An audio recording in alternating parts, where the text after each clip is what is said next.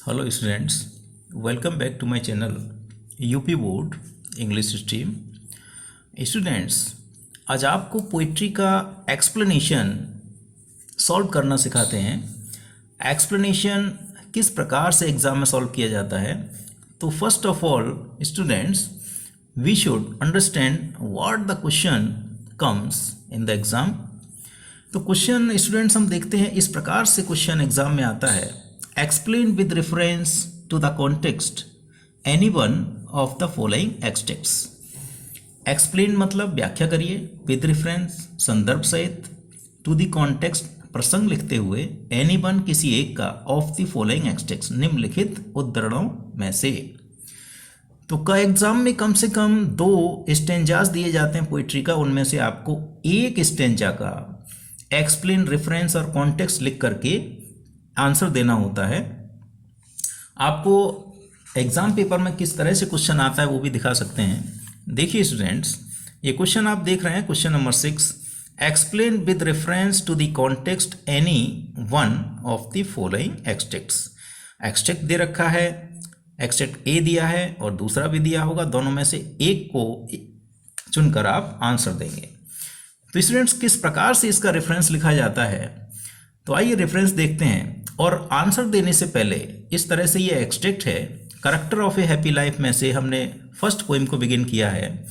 Character of a happy Life का first stanza है, how happy is he born और taught that serveth not another's will, whose armour is his honest thought and simple truth his utmost skill. तो आइए इसका हिंदी अनुवाद भी समझ लेते हैं। How happy is he born और टॉट, वह व्यक्ति जन्म से और शिक्षा से कितना सुखी होता है, दैट जो, सर्विथ नॉट जो सेवा नहीं करता, कार्य नहीं करता, एन अदर्स विल दूसरों की इच्छा के अनुसार, whose armour is his honest thought जिसका कवच उसके ईमानदार विचार होते हैं, and simple truth his utmost skill और जिसका सरल सत्य ही उसकी सबसे बड़ी योग्यता होती है, सर्वोत्तम योग्यता होती है। तो स्टूडेंट्स, सपोज करिए इस तरह से एग्जाम में अगर आता है और आपको उसका आंसर देना है, तो किस प्रकार से आंसर देते हैं। तो स्टूडेंट्स, सबसे पहले हम ये इंडिकेशन लिखते हैं, आप देख रहे हैं, how happy is he dot dot his utmost skill. तो इस तरह से हमको इंडिकेशन देना होता है ताकि जो बोर्ड में कॉपियां चेक करने वाले एग्जामिनर होते हैं उनको मालूम पड़ जाए कि इन लाइनों का, इस स्टेंजा का ये एक्सप्लेनेशन है। तो शुरू के हम 3-4 शब्द लेते हैं, जैसे हमने लिए हैं, how happy is he dot dot, और अंतिम लाइन के अंतिम 3-4 शब्द लेते हैं, हिज अटमोस्ट स्किल। तो इस तरह से हम करते हैं तो मालूम हो जाता है कि किस स्टेंजा का एक्सप्लेन किया हुआ है। तो आइए स्टूडेंट्स, इसका रेफरेंस किस प्रकार से लिखते हैं, तो हम देखते हैं रेफरेंस किस प्रकार से लिखा जाता है। These lines LINES have been HAVEN, these lines have been taken TAKEN, these lines have been taken from the poem POEM, from the poem। Poem का नाम स्टूडेंट्स अगर आप चाहें तो दूसरे इंक से लिख सकते हैं, अच्छा लगता है, character CHARACTER, character of a happy HAPPY, happy life LIFE, ये पोइम का नाम हो गया। इसको सिंगल इन्वर्टेड कॉमा में बंद कर देंगे और फिर लिखते हैं, कंपोज्ड किसके द्वारा रचित है, COMPOSED, कंपोज्ड बाई, चाहे तो पोइट का नाम भी दूसरे इंक से लिख सकते हैं, Henry Wotton, HENRY, Henry Wotton, WOTTON, Henry Wharton.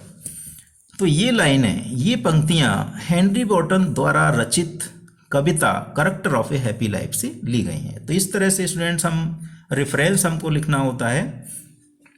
आइए इसका कॉन्टेक्स्ट देखते हैं। तो इन लाइनों में या इस पूरी पोएम का मेन जो होता है, मेन पॉइंट होता है, उसको हम कॉन्टेक्स्ट में लिख सकते हैं, जो पूरी पोएम के लिए काम करेगा। तो देखिए कॉन्टेक्स्ट में हम इस तरह से इसको शुरू करते हैं, इन दीज लाइन्स, इन लाइनों में, इन these lines In these lines, the poet. In these lines, the poet tells, TELLS। किसी भी कॉन्टेक्स्ट को आप इस लाइन से शुरू कर सकते हैं। In these lines the poet tells us. और क्या बताता है? Tells us some valuable, VALUABLE, tells us some valuable qualities, QUALITIES,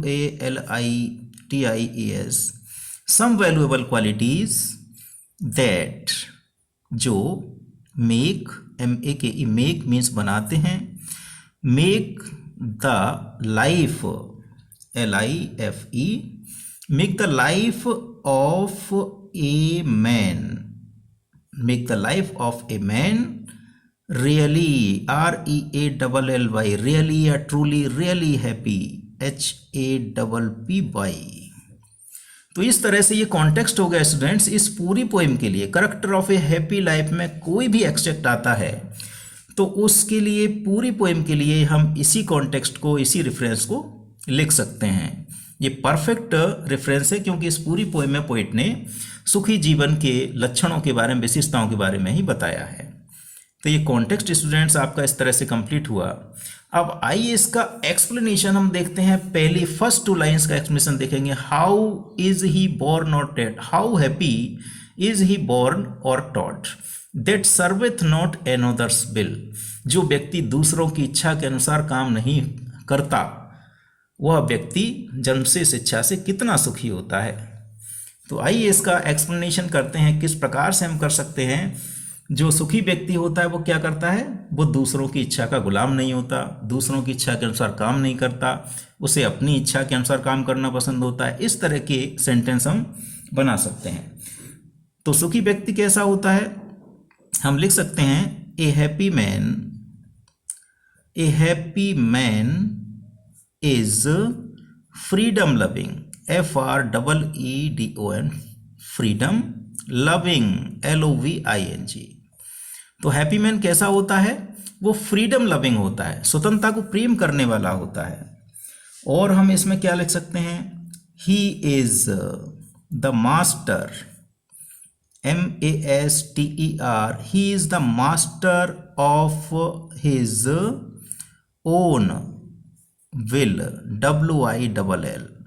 यह हमने क्या लिख दिया? ही इज द मास्टर, वह मालिक होता है, स्वामी होता है, किसका? ऑफ हिज ओन विल, अपनी मर्जी का। विल मीन्स मर्जी, इच्छा। वह अपनी स्वयं की इच्छा का मालिक होता है, वो दूसरों की इच्छा के अनुसार काम नहीं करता। और हम इसमें क्या जोड़ सकते हैं?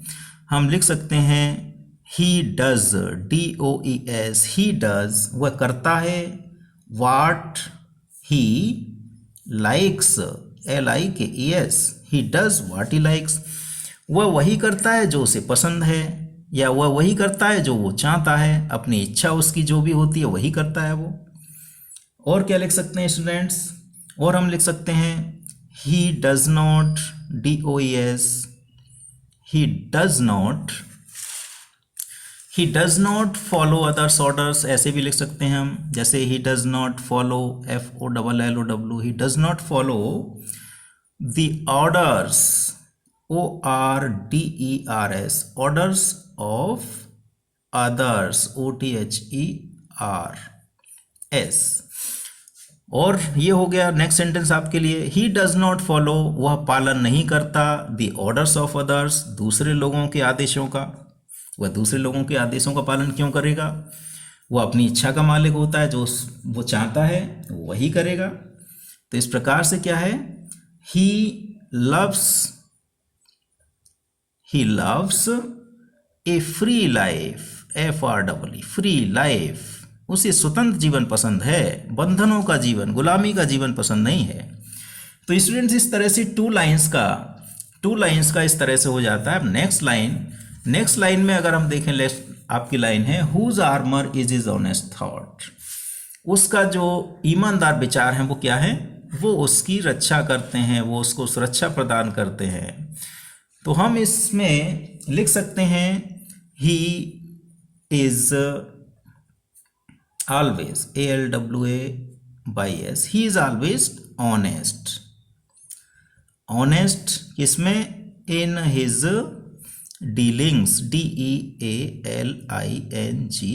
इन हिज डीलिंग्स। डीलिंग्स मीन्स व्यवहार में। वह अपने व्यवहार में सदैव कैसा होता है? ईमानदार होता है। वो ईमानदारी को अपने व्यवहार में अपनाता है। और ईमानदारी क्या है? His honesty, HONESTY, his honesty is loved, LOVED, his honesty is loved by all. और जो उसकी ईमानदारी है उसे हर कोई प्रेम करता है, उसकी ईमानदारी को हर कोई पसंद करता है। जब हर कोई ईमानदारी को पसंद करता है तो क्या होता है इसका परिणाम? He has no enemy, ENEMY। तो जब सब लोग उसकी ईमानदारी के विचार को पसंद करते हैं तो इसलिए उसका कोई दुश्मन नहीं होता है। और जब कोई दुश्मन नहीं होता उसका, तो ही नीड्स, उसको आवश्यकता नहीं होती है, he needs no protection, TECTION। जब उसका कोई दुश्मन नहीं होता तो उसे किसी रक्षा की ज़रूरत नहीं होती है, उसकी ऑनेस्टी ही उसकी रक्षा करती है। और आगे स्टूडेंट्स जो लाइन है, and simple truth his utmost skill, उसका सरल सत्य ही उसकी सबसे बड़ी योग्यता होती है। तो इसके बारे में, इस लाइन के विषय में हम क्या लिख सकते हैं कि वो जो सच्चाई है वो उसको पसंद करता है, सत्य के मार्ग पर चलता है। कुछ भी हम लिख सकते हैं।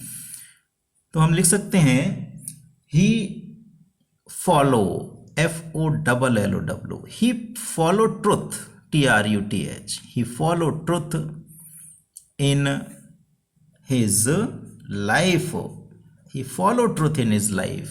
हम लिख सकते हैं he worship truth in his life, worship भी लिख सकते हैं लिखना चाहें, लेकिन ज़्यादा लिखेंगे तो आपका एक्सप्लेनेशन बड़ा हो जाएगा, इसलिए ज़रूरी लाइन्स हम लिखेंगे इसमें। तो हमने लिख दिया he follow truth in his life, वो अपने जीवन में सत्य का पालन करता है। और क्या लिख सकते हैं? Truth, TRUTH, truth is his best, BEST, truth is his best talent, TALENT। Best talent, जो ट्रुथ होता है, जो सत्य होता है, वो उसकी सबसे बड़ी योग्यता होती है। अब इसको सम अप करते हैं, इसको फाइनल टच देते हैं। Such, SUCH, such a man, MAN, such a man leads means गुजारता है, व्यतीत करता है, जीता है। A happy life, LIFE, such a man leads a happy life. तो इस प्रकार का जो व्यक्ति होता है वो क्या करता है? सुखी जीवन जीता है। तो ये था स्टूडेंट्स, एग्ज़ाम में आपको इस तरह से अपने एक्सप्लेनेशन वाले, पोइट्री के एक्सप्लेनेशन वाले क्वेश्चन को कंप्लीट करना होता है। तो ये एग्ज़ाम में 10 मार्क्स का आता है स्टूडेंट्स, 10 मार्क्स का। तो इस तरह से 10 मार्क्स का ये एक्सप्लेनेशन आपको एग्ज़ाम में किस प्रकार से सॉल्व करना है, ये आपको हमने यहाँ पर सॉल्व करके बता दिया है। I hope you like and understand it better. Thank you students for watching my channel.